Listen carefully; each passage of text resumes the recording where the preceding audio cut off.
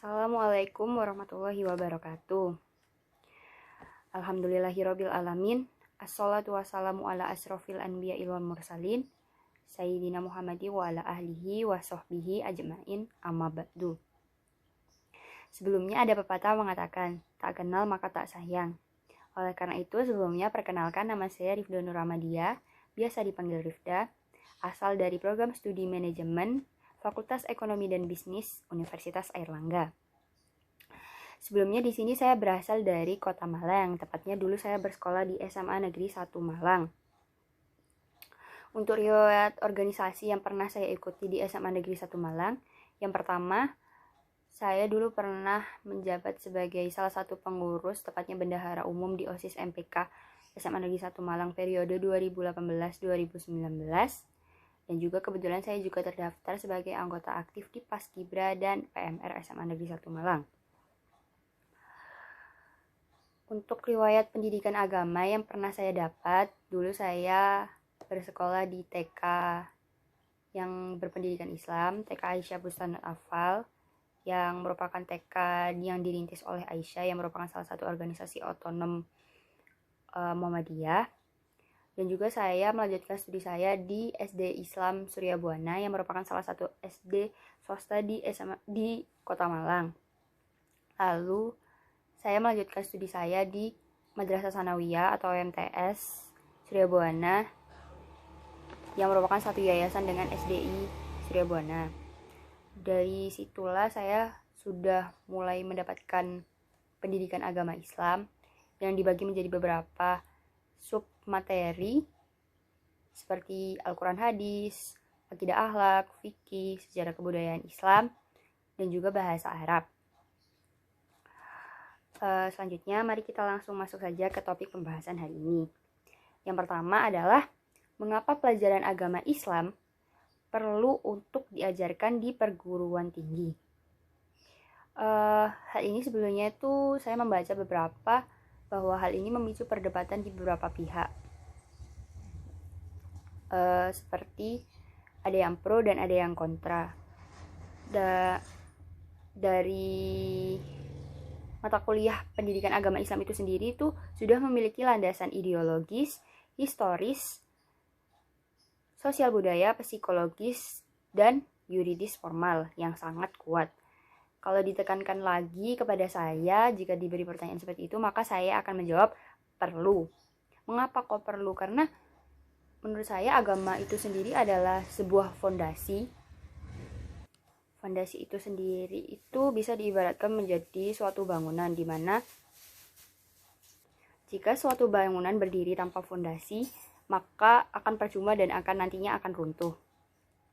Sama seperti ilmu, jika semakin tinggi ilmu tanpa diimbangi dengan adanya agama, maka akan percuma. Karena jika mengingat tujuan kita hidup, kita bukan hanya untuk mencari kebahagiaan hidup, akan tetapi juga untuk menyiapkan bekal di akhirat nantinya.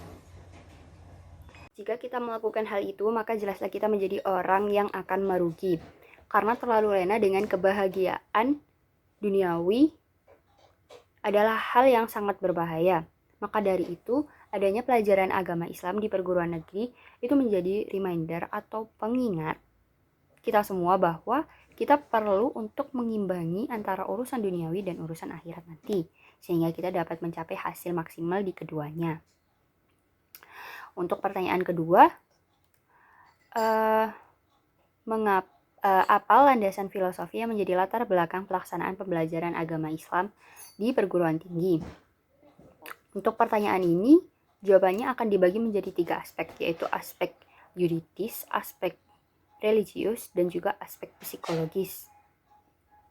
Yang pertama ada aspek yuridis. Aspek yuridis itu merupakan dasar pelaksanaan pendidikan agama yang berasal dari perundang-undangan yang secara tidak langsung dapat menjadi pegangan dalam melaksanakan pendidikan agama. Ini tuh seperti dibuat oleh undang-undang, seperti ada yang dari Pancasila seperti ketuhanan yang Maha Esa. Lalu ada Undang-Undang 1945 dalam bab ke-11 pasal 29 ayat 1 ayat 2 serta UUD 1945 pasal 31 ayat 1, 2, 3, 4 dan 5. Lalu Undang-Undang RI nomor 20 tahun 2003 tentang Sistem Pendidikan Nasional, yaitu peserta didik, dan bab 5 tentang peserta didik, pasal 12 ayat 1 bagian A sampai C, dan pasal 37 ayat 1. Untuk landasan dasar religius, ini tuh dimaksudkan dasar untuk pelajaran pendidikan agama Islam itu bersumber dari Al-Quran dan hadis. Intinya di sini tuh pelaksanaan pendidikan agama bukan hanya sekedar untuk memperoleh pengetahuan saja, namun lebih ke membentuk sikap manusia ke arah yang sesuai dengan tujuan. Lalu yang ketiga ada dasar psikologis, yaitu dasar yang berhubungan dengan aspek kejiwaan kehidupan bermasyarakat. Hal ini didasarkan manusia seperti kita, baik secara individu maupun secara anggota masyarakat, dihadapkan dengan hal-hal yang membuat hatinya tidak tenang dan tidak tentram, dari rasa frustasi, konflik, dan kecemasan, sehingga memerlukan adanya pegangan hidup. Oleh karena itu, inilah pentingnya adanya pendidikan agama di perguruan tinggi. Selanjutnya, untuk pertanyaan selanjutnya adalah kemana arah dan tujuan yang hendak dicapai setelah adanya pembelajaran pendidikan agama di perguruan tinggi. Tujuannya di sini adalah yang pertama membentuk manusia yang bertakwa. Jadi mahasiswa diharapkan agar bisa bertakwa kepada Tuhan Yang Maha Esa dengan kepribadian muslim yang berakhlakul karimah, lalu menghasilkan para ilmuwan yang berkepribadian muslim yang bisa mencapai keimanan dan ketakwaan dari kemampuan ilmu agama dan juga ilmu yang dipelajari, lalu menumbuhkan dan mengembangkan sikap positif, disiplin, serta cinta terhadap agama. Dan itu semua akan menghasilkan pribadi yang dapat mengimbangi tujuan, yaitu kebahagiaan dunia dan juga kebahagiaan akhirat. Lalu kira-kira apa kontribusi yang dapat diberikan mahasiswa setelah mendapat pelajaran PAI? Kalau menurut saya, hal yang bisa diberikan oleh mahasiswa setelah mendapatkan pelajaran PAI ini adalah bisa menjadi mahasiswa yang menjadi contoh di kehidupan bermasyarakat nantinya, menjadi pribadi yang memiliki akhlak yang baik dan juga dapat memberikan inovasi ke depannya,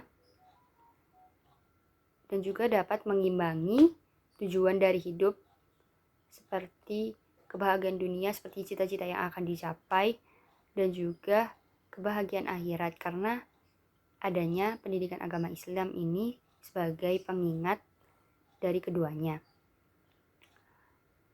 Oleh karena itu, saya tekankan sekali lagi mengapa sangat diperlukannya pendidikan agama Islam di perguruan tinggi, karena yaitu tadi, pendidikan agama Islam itu menjadi sebuah reminder bagi kita agar terus mengingat bahwa tujuan kita hidup bukan hanya di dunia saja, bukan hanya kebahagiaan dunia, bukan hanya kesuksesan yang kita capai di dunia, akan tetapi juga kebahagiaan akhirat yang memerlukan bekal dari dunia seperti beribadah dan juga menuntut ilmu, dan juga menjaga sikap agar tetap baik dan tidak melakukan dosa-dosa yang di luar norma agama. Seperti itu. Mungkin dari saya itu saja. Mohon maaf jika banyak kekurangan salah dan kata. Terima kasih. Wassalamualaikum warahmatullahi wabarakatuh.